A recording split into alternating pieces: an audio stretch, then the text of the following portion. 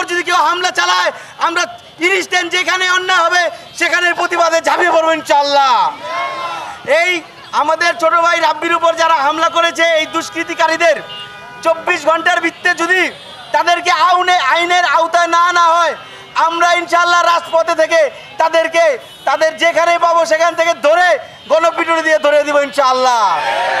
রাব্বির যে হামলা করেছে এই সন্ত্রাসীরা যাতে সুষ্ঠু একটা বিচার পায়, মানে বিচার হয়, প্রশাসনের দৃষ্টি আকর্ষণ করব, তারা ঘুমিয়ে না থেকে এই সন্ত্রাসীকে ধরুক এবং সঠিক বিচার করুক এবং রাব্বি তাকে যে হামলা করা হয়েছে সে যেন সুষ্ঠু একটা বিচার পায়।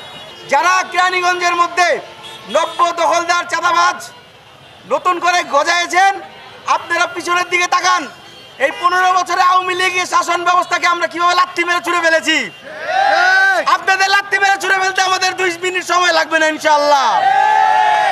আমরা বিপ্লব করে আমরা ফ্যাসিবাদ তাড়িয়ে আমরা ঘরে ফিরে যাই, এদিকে প্রশাসন অকেজো হয়ে পড়ে থাকে, ওদিকে ভারতীয় প্রেসক্রিপশনে ক্যান্টনমেন্ট থেকে আওয়ামী লীগ পুনর্বাসনের পরিকল্পনা চলে আর আমার ভাইয়েরা পড়ে পড়ে মার খায়।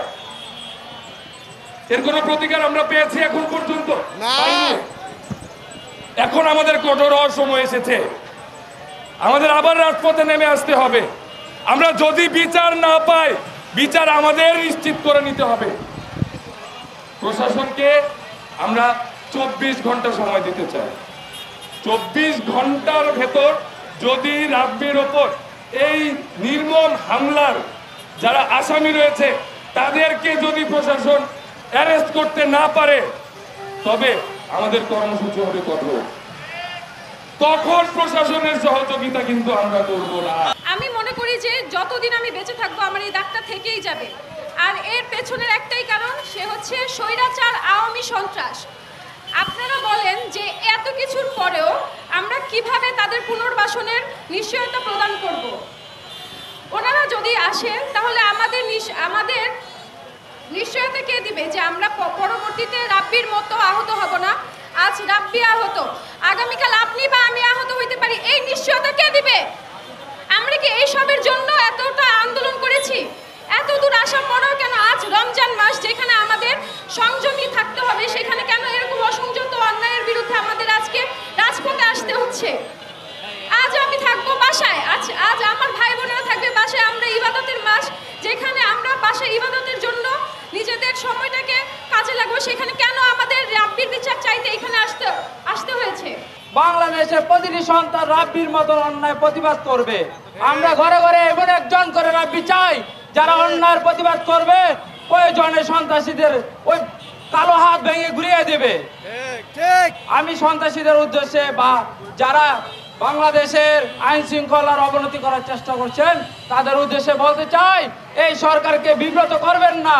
আমাদের ভাইয়ের উপরে ছুরিকাঘাত হবে, আমাদের ভাইকে হত্যার উদ্দেশ্যে আক্রমণ করা হবে, আর আমরা ঘরে বসে থাকবো সেটা কোশ্চিনকালেও সম্ভব না।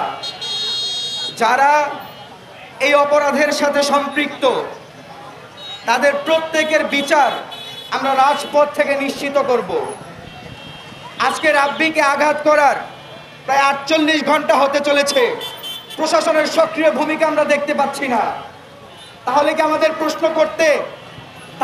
এটা প্রশ্ন করতে পারি না যে প্রশাসন আসলে কার? প্রশাসন কি এখনো ওই আওয়ামী সন্ত্রাসীদের মতো অন্যায়ের পক্ষে থাকবে, নাকি তারা অন্যায়ের বিরুদ্ধে ব্যবস্থা গ্রহণ করবে?